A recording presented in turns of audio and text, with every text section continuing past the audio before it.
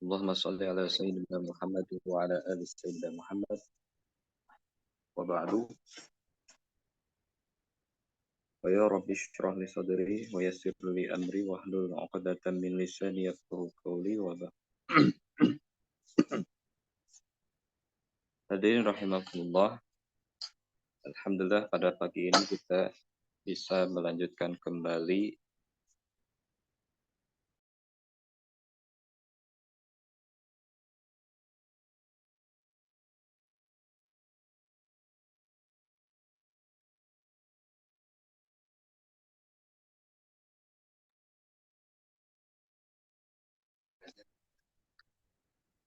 Bismillah. Alhamdulillah pada hari ini kita akan melanjutkan kembali pertemuan kita, melanjutkan agenda PSBB hari ini. Yang insya Allah pada kali ini kita akan membahas tema yang ke berapa ini teh? Ke-16 ya. Judulnya itu adalah bentar. Profesional dan visioner.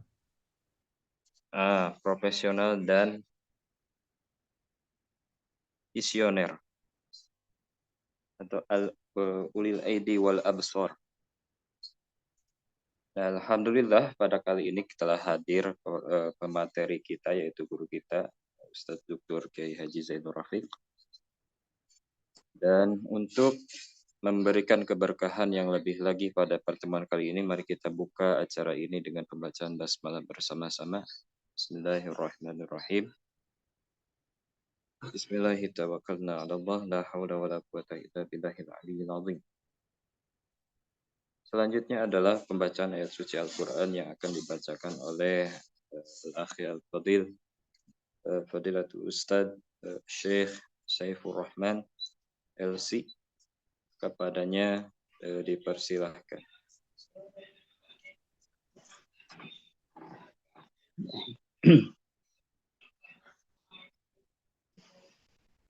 أعوذ بالله من الشيطان الرجيم. بسم الله الرحمن الرحيم. واذكر عبادنا إبراهيم وإسحاق ويعقوب أولي الأيدي والأبصار إنا أخلصناهم بخالصة ذكر الدار وإنهم عندنا لمن المصطفين الأخيار واذكر إسماعيل واليسع وذا الكفل وكل من الأخيار هذا ذكر وإن للمتقين لحسن مآب جنات عدن مفتحة لهم الأبواب متكئين فيها يدعون فيها بفاكهة كثيرة وشراب وعندهم قاصرات الطرف أتراب هذا ما توعدون ليوم الحساب إن هذا لرزقنا ما له من نفاد هذا وإن للطاغين لشر مآب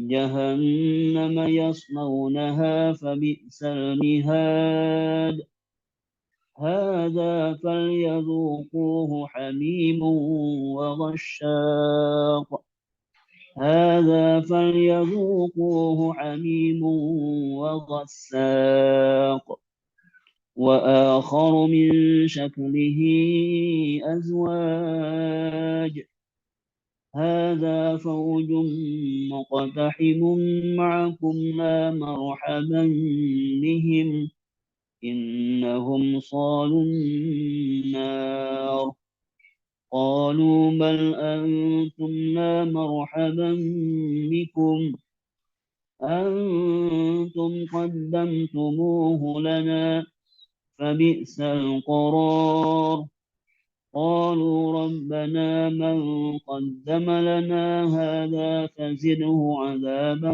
ضعفا في النار وقالوا ما لنا لا نرى رجالا كنا نعدهم من الأشرار أتخذناهم سخريا أم زاغت عنهم الأبصار إن ذلك لحق تخاصم أهل النار قل إنما أنا منذر وما من إله إلا الله الواحد القهار رب السماوات والأرض وما بينهما العزيز الغفار قل هو نبأ عظيم أنتم عنه معرضون وما كان لي من علم بالملأ الأعلى إذ يختصمون إن يوحى إلي إلا أنما أنا نذير مبين صدق الله العظيم.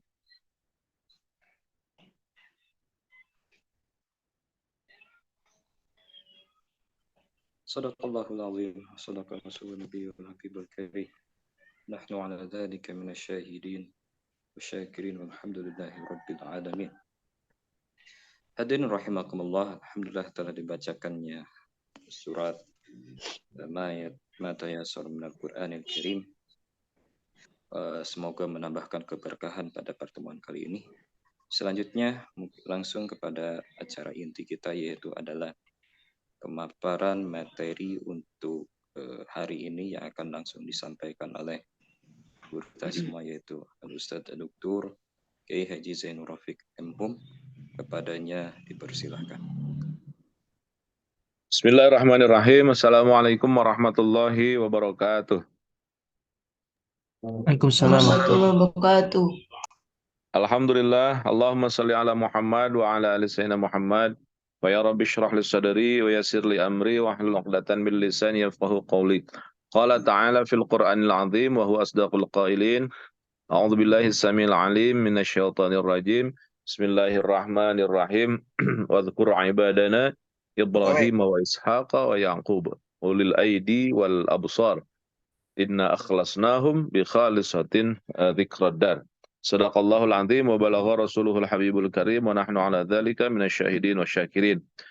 Alhamdulillah, terima kasih pertama-tama pada Ustadz Saifur Rahman yang mengawali dengan bacaan, dan insyaallah bacaan tersebut akan kita bahas pada pertemuan ke berapa sekarang teh, ke-16 ya?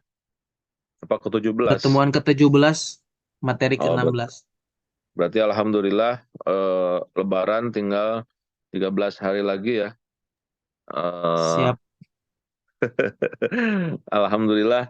Terima kasih Ustadz Saifur Rahman. Kelihatan baru pulang dari Mekah, tapi kelihatan lebih tua pakai kacamata. Sugante Ustadz sepuh, Kiai sepuh. Kesepuhan. Iya. Oh, pawang lagi di jalan. Masya Allah. Alhamdulillah luar biasa, meskipun terima kasih dan luar biasa kawan-kawan yang dari Tasik, dari Jakarta, di Bandung juga sekarang lagi pada kumpul menuju ke, ada yang di Antapani ya. Hari ini insya Allah akan menghadiri dua acara. Acara pertama adalah sidang munaqosyah promosi doktoral, dan saya selalu berusaha untuk terus berdoa mudah-mudahan apa yang kita karyakan ini bukan karya saya, bukan bukan hajat saya, tapi hajat kita bersama. Di disertasi yang sudah 4 tahun saya kerjakan ini adalah kita sedang mempromosikan ke umat, ke luar komunitas kita, bahwa itu loh ada satu pesantren di Tasik yang ahli zikir, pesantren tarekat yang bisnisnya kenceng, tambak ikannya aja sampai 35 hektar. Kemudian minimarketnya itu sampai 11 outlet. Kemudian kios baksonya itu lebih dari 9 dengan 3 brand. Bakso Japri, bakso Cepot, kemudian ada lagi mie ayam roda biru. Kemudian rumah makannya lebih dari 5 dan semuanya besar-besar. Dan itu dimiliki oleh orang-orang yang setiap hari berzikir, kemudian tahajud sambil menangis, dan mereka terkenal dengan kata-kata zuhud.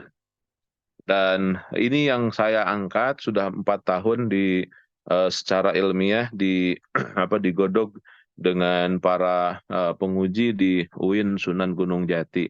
Jadi hari ini insya Allah disertasi promosi doktoral saya mengangkat itu emot ka almarhum pun biang ketika pribados daftar sur pun biang teh wik naon cenah eta teh anu rek di nanti nepi ka maksa-maksakeun jadi nanti jadi S3 teh gitu kan. Sur pribados teh mah ieu teh meneliti menyatakan bahwa orang-orang soleh itu kudu beunghar cenah.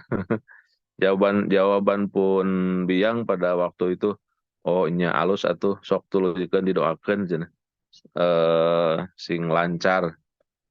Jadi ada misi yang terselubung dari yang ingin saya buktikan secara ilmiah bahwa komunitas tarekat sekalipun ternyata ada relasinya dengan dunia bisnis. Dan itu yang dicontohkan oleh baginda Rasulullah Shallallahu Alaihi Wasallam, bahwa orang-orang yang dekat dengan Islam, orang-orang yang tahajudnya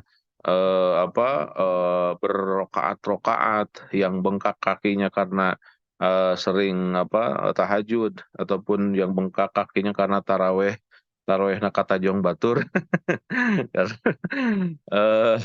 Artinya mereka-mereka yang betul-betul fokus kepada ritual keagamaan ternyata memang harus tetap punya narasi besar, yaitu kaya raya. Jadi kaya itu bukan milik asing. Kaya itu bukan milik orang-orang Protestan, orang Kristen, tapi kaya itu justru milik Islam. Orang yang kaya raya itu dicontohkan oleh baginda Rasulullah Shallallahu Alaihi Wasallam. Nah, nyambung dengan yang kita bahas pada buku The Power of Syukur pada pagi hari ini, judulnya adalah profesional dan visioner. Ini sebuah tagline yang saya angkat juga dan menjadi sebuah gambaran ideal. Karena kalau kita berangkat, kalau kita ingin membangun sebuah kesadaran ataupun komunitas, otomatis harus ada contohnya dulu dong, gitu kan. Nah, sebagaimana yang dikonsepkan di dalam Al-Quran itu konsepnya value-nya bagus nih di Al-Quran, kemudian juga Al-Hadis. Mana contohnya? Contohnya baginda Rasulullah Shallallahu Alaihi Wasallam. Nah, kalau nyambung dengan bahasan kita, bahwa Rasulullah itu adalah orang yang kaya. Saya ingin lebih menekankan bahwa Rasulullah itu orang kaya, walaupun memang menurut Malik bin Nabi ada mengkritisi sebuah alur ataupun juga penulisan sejarah di dalam sejarah Islam. Kata beliau ada something wrong. ada sesuatu hal yang salah. Apa gerangan? Yaitu sejarah Rasulullah itu tidak pernah diapresiasi menjadi orang-orang ataupun juga kelompok yang kaya raya. Bahkan sebaliknya, bahwa Rasulullah dan para sahabat itu sederhana, miskin. Padahal itu tidak benar kata Malik bin Nabi. Yang benar adalah memang Rasulullah adalah orang kaya. Bahkan separuh dari ataupun lebih banyak dari separuh, ya lebih dari separuh orang-orang yang al-mubashiruna fil jannah itu orang-orang kaya. Kalau bahasa kitabnya kiramil bararah, orang-orang yang terpilih itu kebanyakan mereka adalah orang-orang kaya. Rasulullah itu asetnya luar biasa melebihi para sahabat-sahabat yang lain. Dan ini sering kita diskusikan bahwa maharnya Rasul itu berapa? 20 unta merah. Unta merah itu kendaraan paling mahal. Taruhlah sekarang kalau kendaraan paling mahal 5 miliar berarti eh, maharnya Rasul kepada istrinya itu 100 miliar rupiah. Pertaruhan. Nah, ada nggak Ustadz yang ngasih ke calon istrinya itu 100 miliar? Yang belum nikah nih siapa, Ustadz Faisal? Kalau Catat Ustadz Faisal. kita ingin seperti Rasul berarti mampu nggak kita memberikan maharnya 100 miliar? Lucu namanya 100.000 Kak. Itu menjadi sebuah 500 ini menjadi sebuah ada tambahan dari 100.000 tambah 400.000 berarti.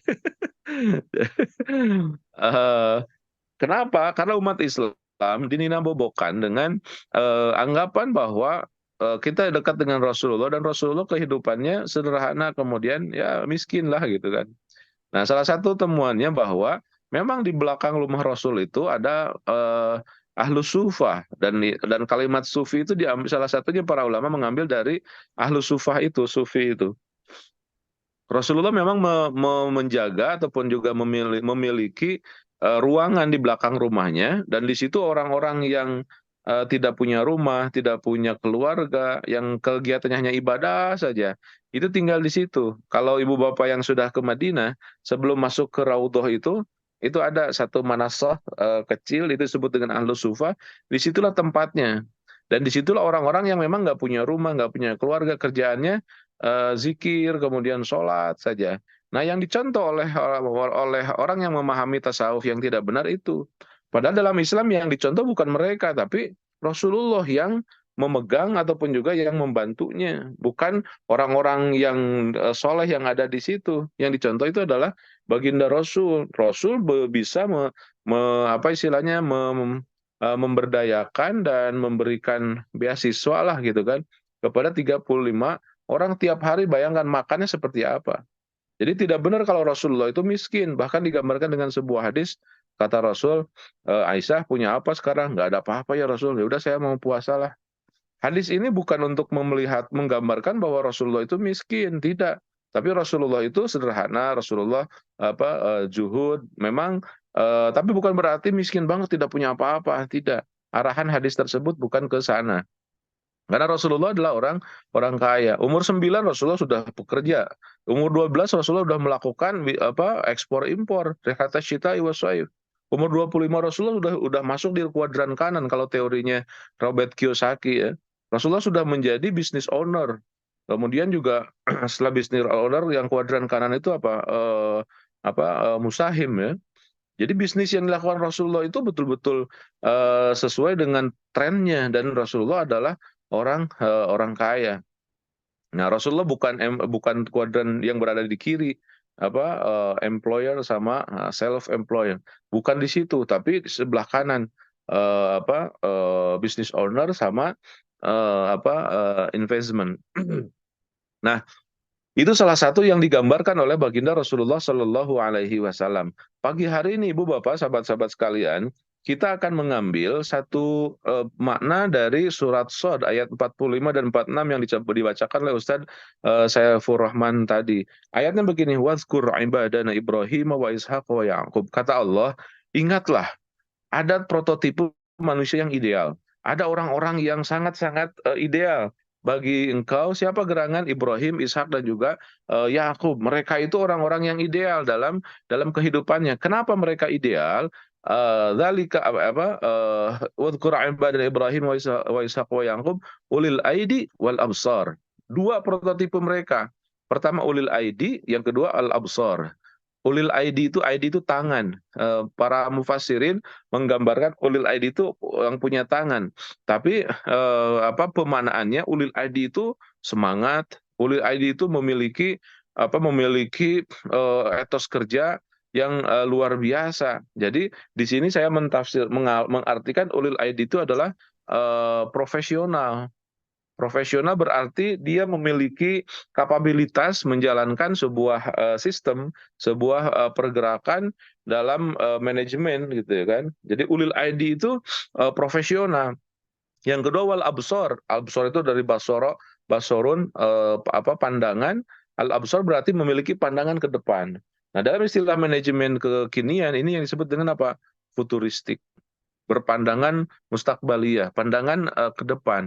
Jadi dua tipe yang dibangun oleh manusia-manusia yang ideal yang Allah klaim sebagai manusia yang baik itu adalah pertama dia memiliki semangat untuk bekerja ulil aidi tanpa kenal lelah, etos kerja yang tinggi, memiliki cara kerja yang betul-betul luar biasa. Yang kedua berpandangan ke depan. Berpandangan bukan hanya hari ini, 5 tahun ke depan, 10 tahun ke depan, bahkan sekian puluh tahun ke depan, bahkan setelah kematian.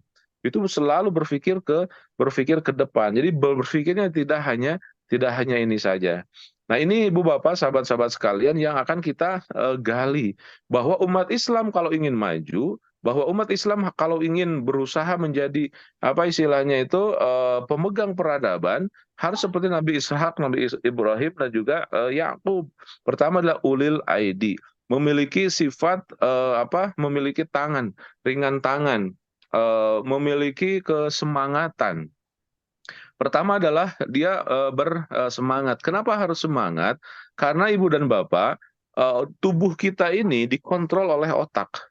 Otak kita itu terbagi dalam 3 bagian. Pertama adalah otak reptil, yang kedua limbic system, yang ketiga adalah neokortex.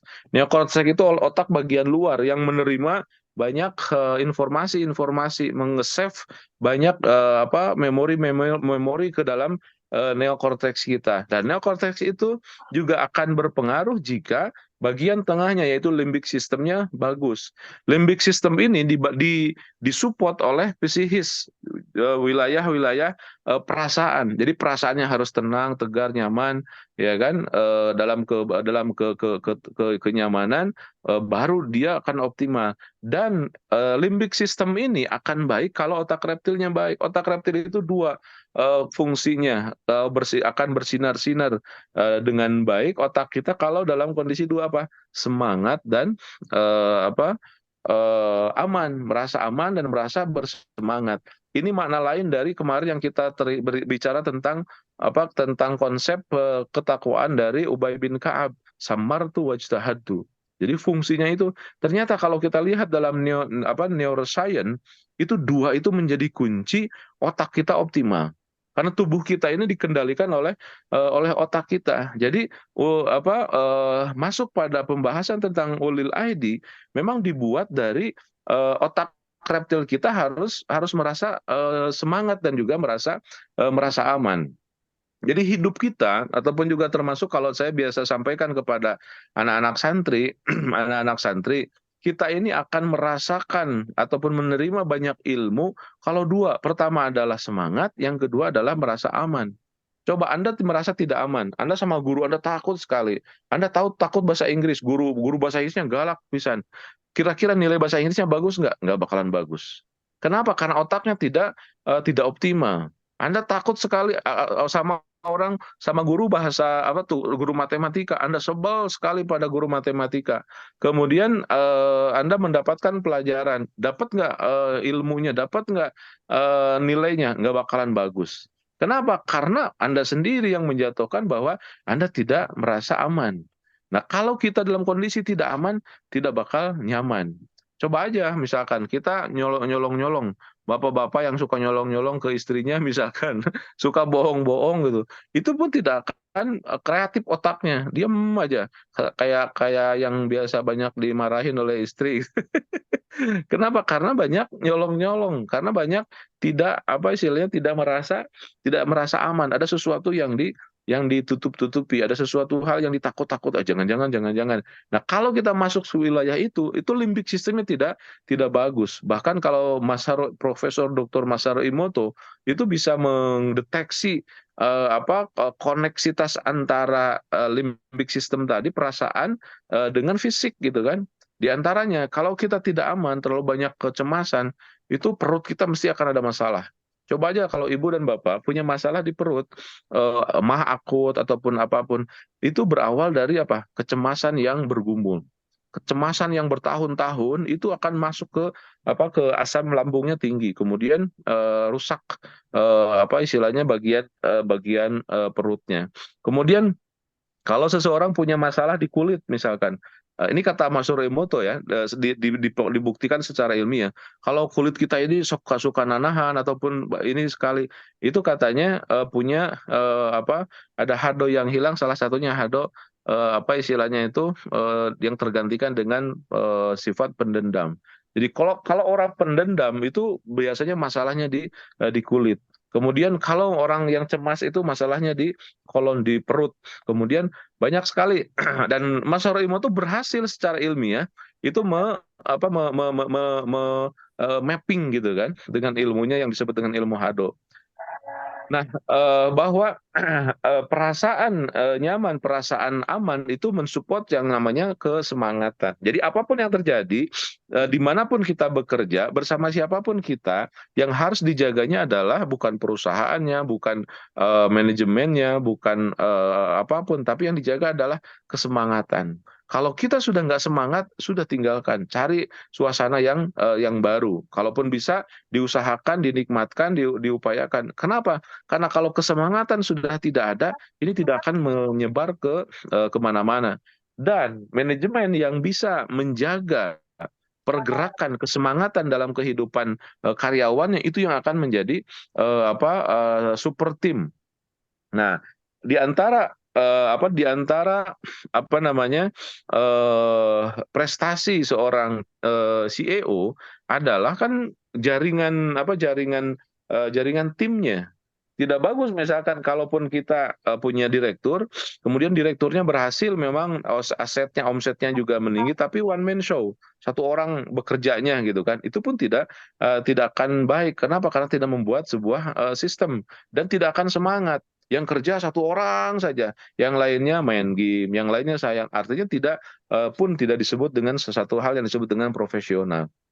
Kemudian gambaran dari profesional juga adalah efek dari kesemangatan itu responsif. Dia terhadap sesuatu itu sangat-sangat responsif.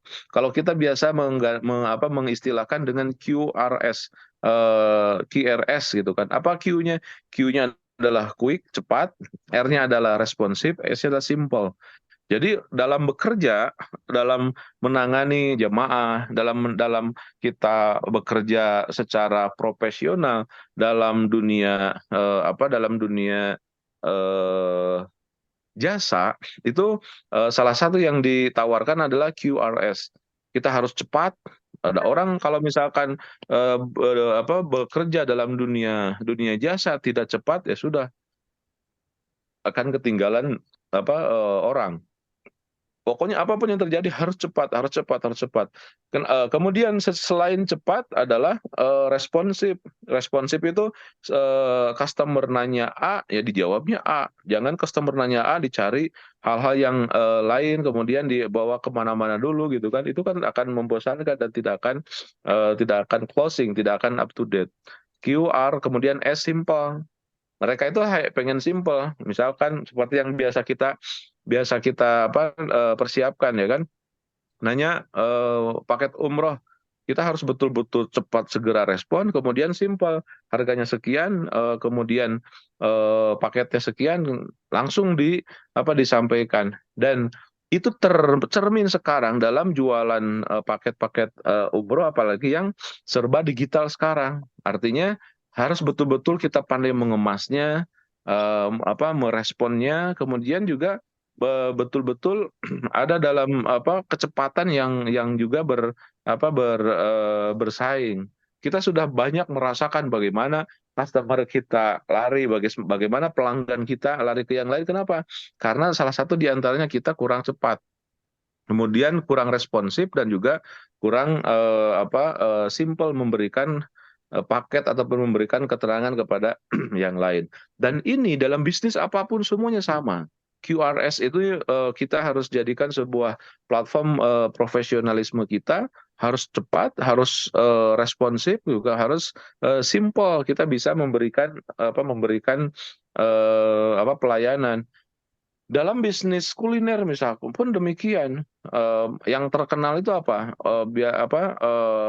Rumah makan yang cepat saji. Sekarang yang ngetren itu makanan-makanan yang sajian cepat, kayak misalkan McDonald, kemudian Kentucky. Itu kan yang ini. Kenapa? Karena cepat.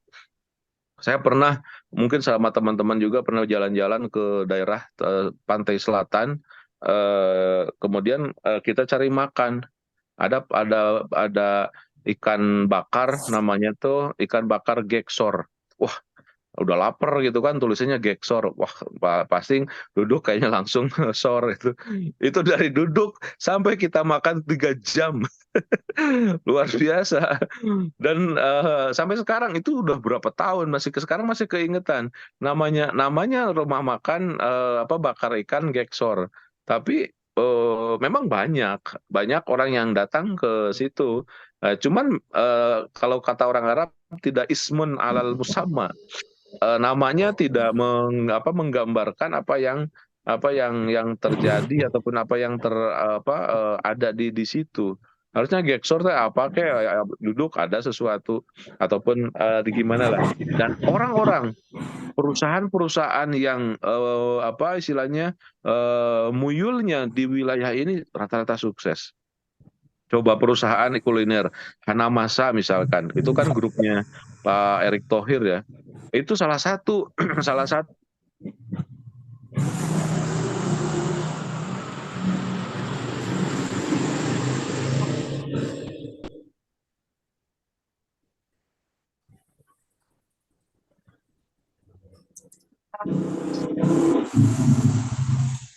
Bapak saya punya bisnis rumah makan.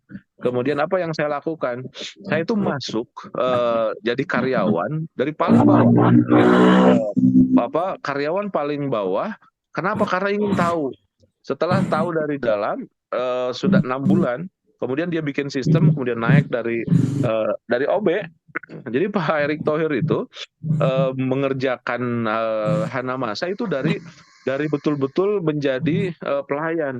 Dan dia tahu, salah satu yang beliau sampaikan adalah dari quick ini, dari cepat dalam merespon customer. Kemudian dia kembangkan terus sampai sekarang, subhanallah. Itu bisnis yang mengangkat beliau. Dan saya mendapatkan pelajaran salah satunya, dan kebetulan pada waktu itu grup beliau sedang umroh banyak, sekitar 15 tim Mahaka. Kemudian waktu itu saya dekat sama Pemred Republika, dan kebetulan bareng-bareng sama grup mereka. Dan diskusi salah satunya itu bahwa memang ketika kita ingin profesional dalam melakukan segala sesuatu, memang kecepatan untuk merespon itu harus ada. Kemudian pokoknya sih dalam semua bisnis, termasuk mohon maaf dalam pesantren juga kan sekarang bersaing, pesantren tahfidz, pesantren ini. Kalau kita tidak cepat, kalau kita tidak menyiapkan segalanya secara profesional diantaranya, itu pun akan kita ketinggalan. Kita berarti tidak memancarkan kalimat ulil ahdi seperti yang Allah gambarkan kepada Nabi Ibrahim, Nabi Ishak, dan juga Nabi Yakub. Ibu bapak sahabat-sahabat sekalian, kalau kita lihat ini gambaran keprofesionalan itu di dalam Al-Qur'an rata-rata itu ininya dari situ Nabi Ibrahim, Nabi Ishak, Nabi Yakub, terus keturunan-keturunan keturunan Nabi Ibrahim yang bukan dari Nabi Ismail. Itu terkenal kerjanya Nabi Ishak, Nabi Yakub gitu kan. Ininya pekerjaannya. Berarti mereka-mereka itu menyimpan peradaban ataupun juga keturunan-keturunan yang memiliki sifat-sifat tersebut.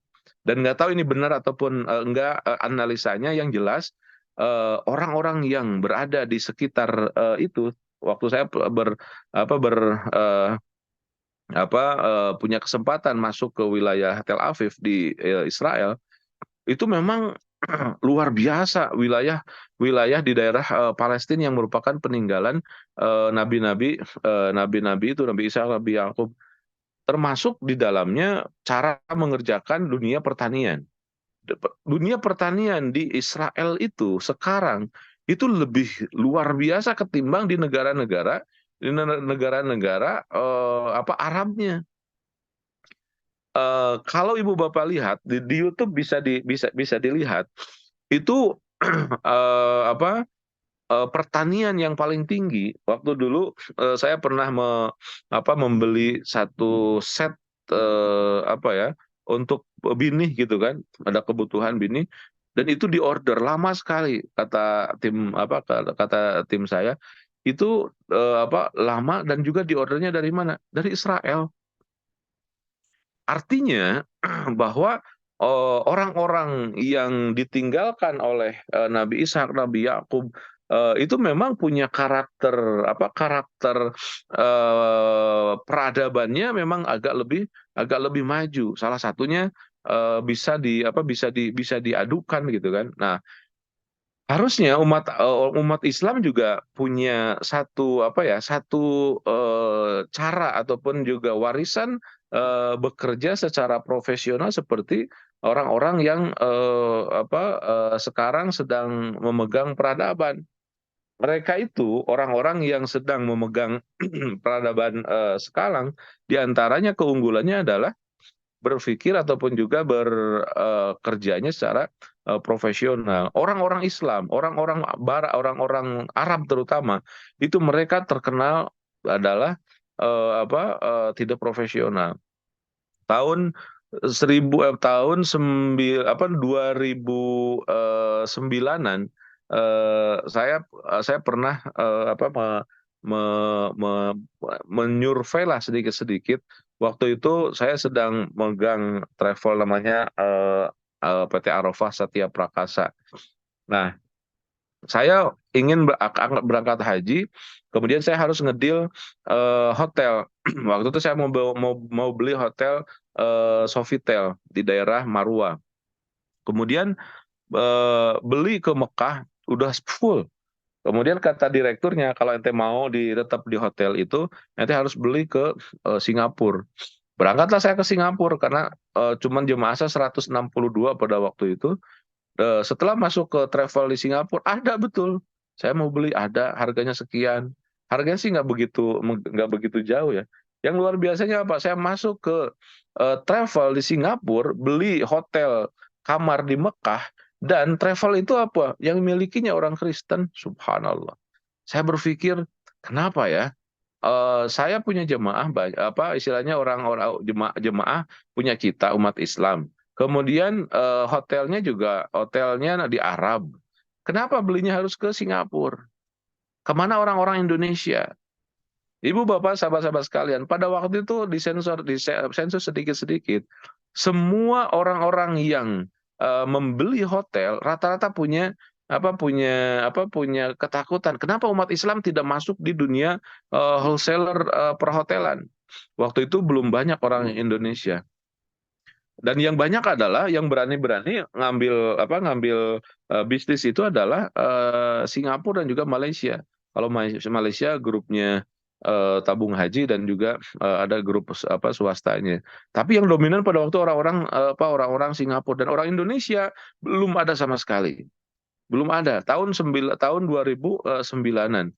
Barulah ketika itu saya sama teman-teman, satu dari Universitas Madinah, yang satu orang dari Al-Azhar juga sama-sama saya, dan beliau berdomisili di Madinah. Kemudian kita bicarakan gimana kalau kita mulailah dari situ ramai bisnis wholesaler. Dan rata-rata orang-orang yang tidak mau masuk bisnis itu gambarannya apa? Lah, bisnis sama orang Arab mah katanya selalu dikadalin gitu. Artinya bahwa ada kesan buruk tentang bisnis dengan orang-orang Arab. Tapi setelah kita masuk sebenarnya ya nggak semua gitu kan, memang ada gitu. Apalagi memang para pemain-pemain yang notabene orang-orang Arab yang dari Mesir. Kebanyakan sih yang ke hotel Mesir. Itu hotel tuh banyak dipegang orang Mesir sama Pakistan. Nah, kesannya bahwa orang Arab itu tidak bisa bisnis, yang orang Arab itu pengennya duit doang gitu kan. Tapi yang luar biasanya apa? Untuk orang Singapura dia berani menghadapinya. Pertanyaannya kenapa kita tidak? Apalagi pada waktu saya punya pertanyaan, kenapa anak-anak Al-Azhar yang tahu bahasa Arab, yang tahu lapangan, kenapa tidak ada yang mulai masuk ke bisnis wholesaler perhotelan? Dari situlah termasuk, mohon maaf, ketika muncul perusahaan Spides yang dulunya memang di wilayah tidak masuk ke B2C, masih B2B. Salah satunya adalah alasan itu, bahwa orang-orang Arab itu bisnisnya nggak bersih, dan takut akhirnya kita tidak bisa masuk di dalamnya. Nah, kesan itu bertahun-tahun, tapi memang alhamdulillah sekarang sudah banyak sebuah perubahan, dan para wholesaler juga sekarang banyak. Bahkan orang-orang Arab sendiri sekarang yang tidak ngasih lotmen ke perusahaan-perusahaan di Indonesia, dia langsung jual B2C, bahkan ya B2B-nya langsung. Ini ada sebuah perubahan, tapi memang walaupun sampai sekarang belum banyak orang Indonesia yang masuk di wilayah bisnis tersebut. Nah, kemudian setelah kita punya gambaran tentang ulil ID, bahwa itu adalah profesionalisme yang harus kita bangun di dalam keseharian kita. Yang kedua, wal absar, pandangan futuristik. Pandangan futuristik itu adalah berpandangan ke depan, tidak untuk hari ini, tapi juga untuk hari esok, kemudian beberapa tahun ke depan, bahkan beberapa tahun setelah kita meninggal, itu pun harus difikirkan. Ibu dan Bapak, artinya umat Islam itu memang kalau kita ingin maju harus ulil aidi dan juga wal absor. Pertanyaannya, kenapa? Ataupun juga ini teori yang sangat-sangat menurut saya luar biasa, beda dengan teori-teori yang lain. Nah, Allah menggiringkan ulil aidi wal absor, profesional dan juga futuristik. Kenapa? Nabi Ibrahim, Nabi Ishak, Nabi Yakub itu punya tipe yang profesional. Ini lihat kata Allah, inna akhlasnahum bi khalisatin dzikrad-dar. Allahu Akbar. Karena aku tiupkan kepada mereka kemampuan untuk zikrudar, ingat akan darul akhirah, ingat akan kematian. Subhanallah. Jadi profesional dan futuristik itu dibangun oleh satu kesadaran yang disebut dengan ingat akan kematian. Ibu, Bapak, sahabat-sahabat sekalian, saya semakin terbelalak dengan konsep ini, berarti orang semakin ingat mati, harusnya semakin semangat untuk bekerja, semakin profesional. Ini ada menurut saya, ini ada jeda yang besar. Ada percepatan gitu dalam sebuah teori profesional dan juga futuristik, tapi penyebabnya ingat akan kematian. Dan ternyata setelah digali, Allahu Akbar, ingat kematian ini yang harus menjadi konsentrasi kita. Ibu, Bapak, sahabat-sahabat sekalian, mohon maaf sekali. Dalam kondisi kita yang sekarang, kalau diingatkan akan kematian, dalam pikiran kita yang terbayang apa?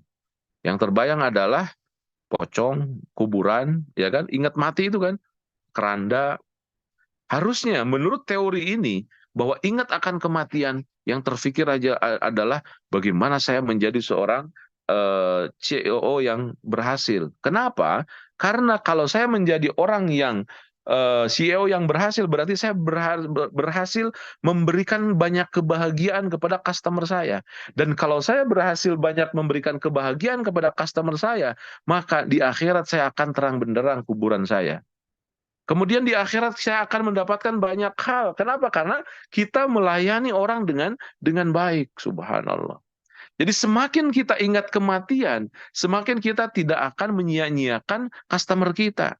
Semakin kita ingat akan kematian, semakin ketika WhatsApp kita ada WhatsApp kepada kita yang nanyakan harga, yang nanyakan apapun, kita respon dengan baik, kita hadapi dengan baik. Kenapa? Itu kebaikan kita kepada orang yang Allah titipkan kepada kita, kemudian kita berusaha untuk melakukan hal kebaikan dan dia mendapatkan manfaat, dan kita akan mendapatkan kebaikan dari kebaikan kita ketika kita sudah berada di yaumil akhirah ataupun di yaumil barzah.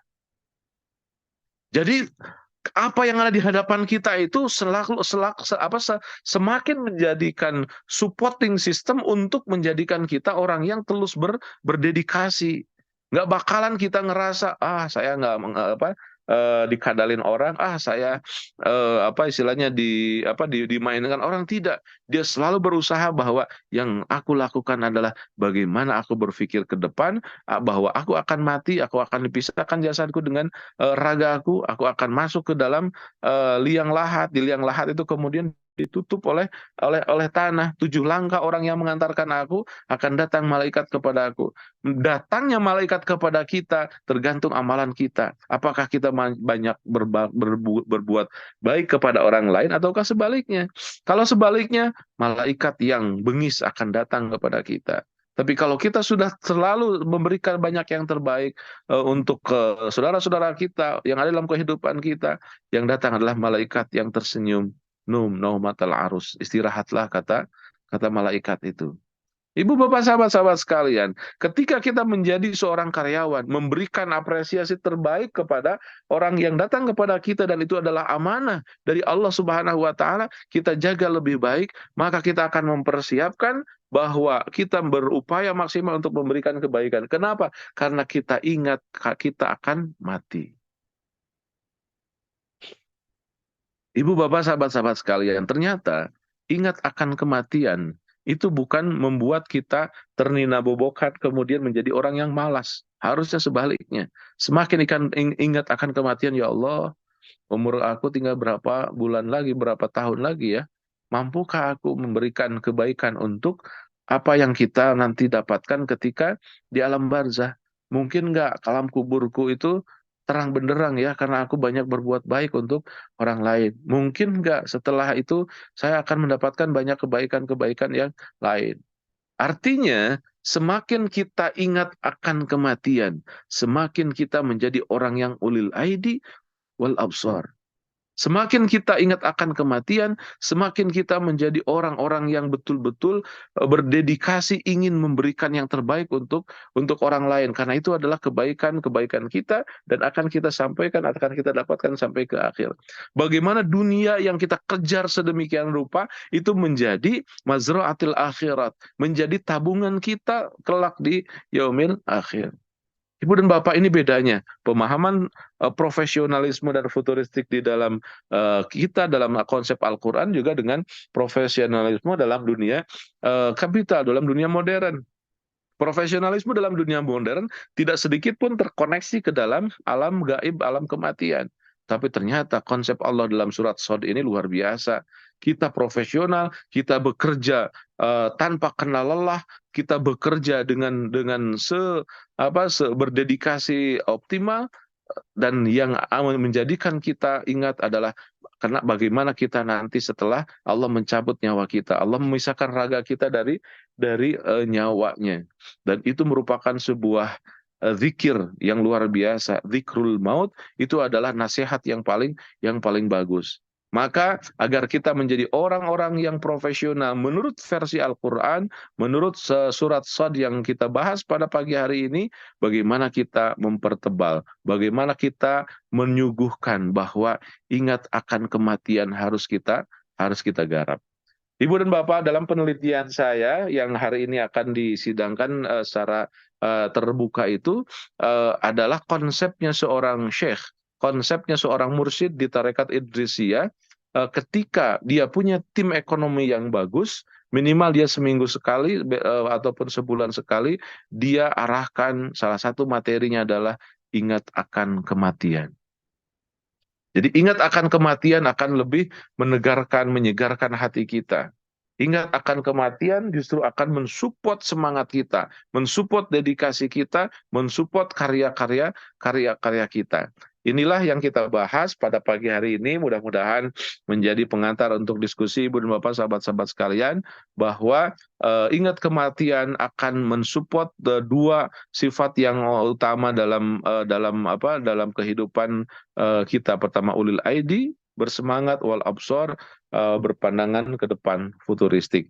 Itu mungkin sementara yang bisa saya sampaikan. Saya kembalikan kepada Ustadz Faisal. Terima kasih. Walafu minkum. Wassalamualaikum warahmatullahi wabarakatuh. Waalaikumsalam warahmatullahi wabarakatuh. Terima kasih kepada pemateri kita topik yang telah memanfaatkan pemaparannya. Dan tidak lupa kita doakan hari ini yang beliau yang akan melaksanakan sidang terbuka, mudah-mudahan semuanya dilancarkan. Baik, hadirin rahimakumullah, kita lanjutkan kepada sesi yang selanjutnya, yaitu sesi mungkin pertanyaan atau apa tambahan dan sebagainya. Barangkali ada, semoga dipersiapkan. Ada satu. Oh, monggo Pak. Monggo Bapak dipersilakan. Damang Pak Haji Hilman. Alhamdulillah. Atur nuhun nana perkawis ngawilujengkeun, mudah-mudahan perjuangan sukses pada hari ini. Amin. Dan dina dinten ayeuna hapunten kawitna hoyong pisan mung qadarullah anes hoyong nyakseni. Terkait materi hari ini,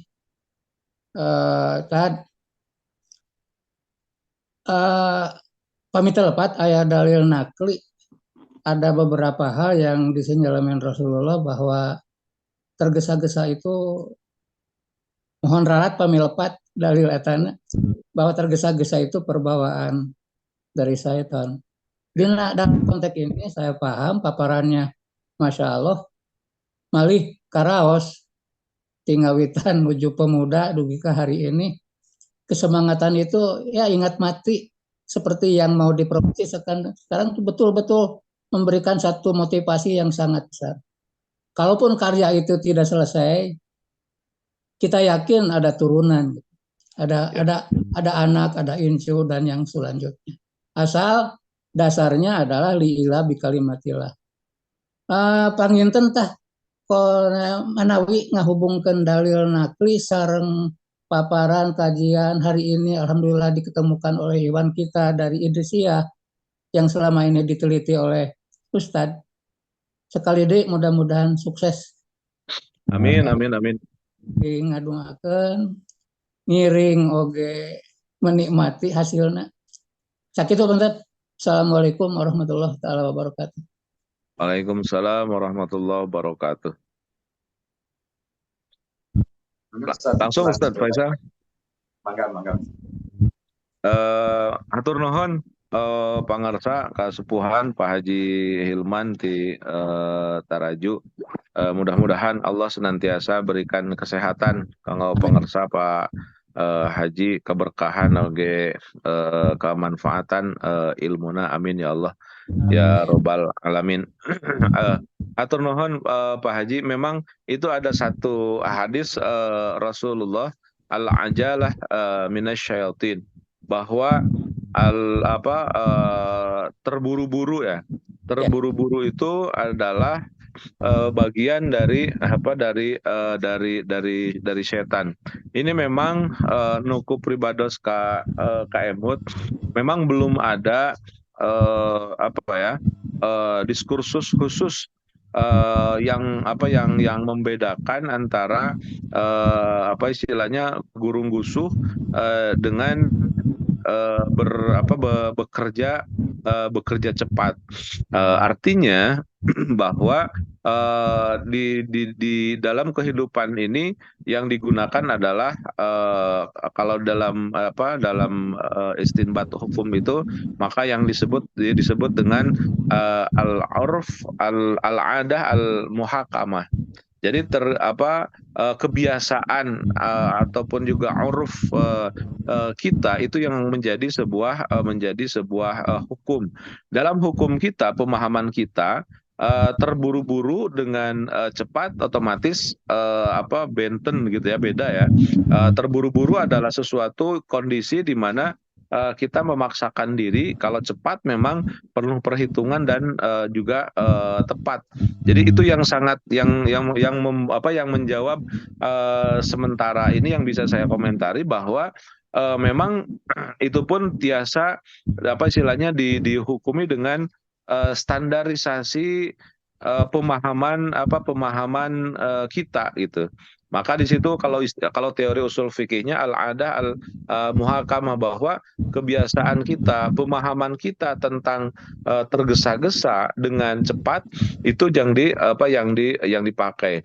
Dan dalam beberapa aturan Rasulullah Shallallahu Alaihi Wasallam pun kadang tidak membuat sebuah aturan yang baku.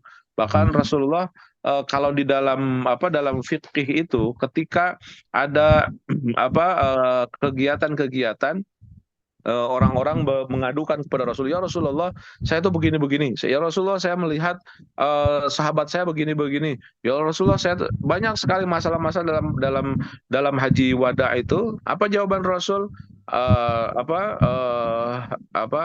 Allahumma sholli ala Rasulullah Shallallahu Alaihi Wasallam mengatakan if'al wala haraj, if'al wala haraj.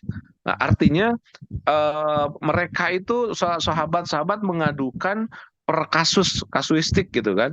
Tapi Rasulullah menghukuminya secara global, bagaimana istilahnya itu, hukum itu menjadi sesuatu yang dinamis. Artinya ya tergantung pemahaman kita. Dan dalam bahasa lain Rasulullah mengatakan istafti qalbak, tanya hati kita sendiri. Artinya kita bisa membedakan mana, kalau dalam kasus ini ya, kita bisa membedakan mana yang tergesa-gesa sebagaimana narasi setan, mana yang cepat yang kita kaji untuk mendapatkan sebuah hasil yang sangat-sangat optimal tentunya gitu. Jadi memang tetap kembali pada kemampuan CEO-nya, kemampuan kitanya, bagaimana menjadi seni untuk menakar antara malas dengan cepat gitu kan. Dan juga jangan sampai kan di dalam hadisnya dalam dalilnya juga jangan terburu-buru lah karena terburu-buru dari setan, ya udah nggak usah kita cepat merespon bisnisan ini gitu kan. Itu pun akan menjadi berdampak, dan logika kita sudah bisa memposisikannya. Nah, maka dalam mengatur ataupun juga mengambil beberapa nilai dari Al-Quran dan juga Al-Hadis itu, saya juga lebih cenderung ada sesuatu yang dinamis. Maka kalau Imam Syafi'i kan menyiapkannya salah satunya dengan dalil-dalil usuli, dengan usul fikih. Dan selain usul juga yang tidak bisa terwakili itu kalau ahli-ahli fikih muqaranah dengan yang namanya qawaid al-fiqhiyah. Qawaid al-fiqhiyah itu juga tidak boleh kita lepaskan. Walaupun secara nasi kadang-kadang berbenturan dengan realita, tapi ada yang diperjuangkan. Salah satunya adalah qawaid fiqhiyah. Di samping setelah itu ada qawaid usulnya gitu. Nah, maka kalau komentar saya untuk Pak Haji tadi, insya Allah selama kita menggunakan logika yang sehat ini, kita insya Allah akan bisa menggambarkan mana yang terburu-buru yang masuk di dalam narasi setan tadi, mana yang kerja cepat, tepat, dan juga cerdas gitu. Itu mungkin Pak Haji hapunten sekedar mengomentari, dan saya kembalikan kepada Ustadz Faisal. Monggo Ustadz. Atur nuhun. Atur nuhun Pak Haji. Baik, Oh, udah Ustaz, terima 7:30 kasih Faisal banyak. ya? Udah 7:30 ternyata. Mohon panginten mungkin eh, untuk pemaparan hari ini cukupkan sekian. Siap. Kebetulan pemateri kita sekarang sedang menghadapi hajatan. Mudah-mudahan insya Allah dilancarkan semuanya dan menjadi hal yang penuh keberkahan dan lebih bermanfaat lagi ke depannya insya Allah.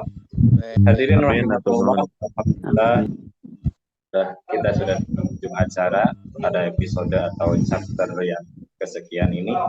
Mudah-mudahan pada pertemuan ini memberikan banyak manfaat lagi, terutama dari tadi poin yang tadi yaitu ulil aidi wal absar, yang futuristik dan juga kreatif gitu kan.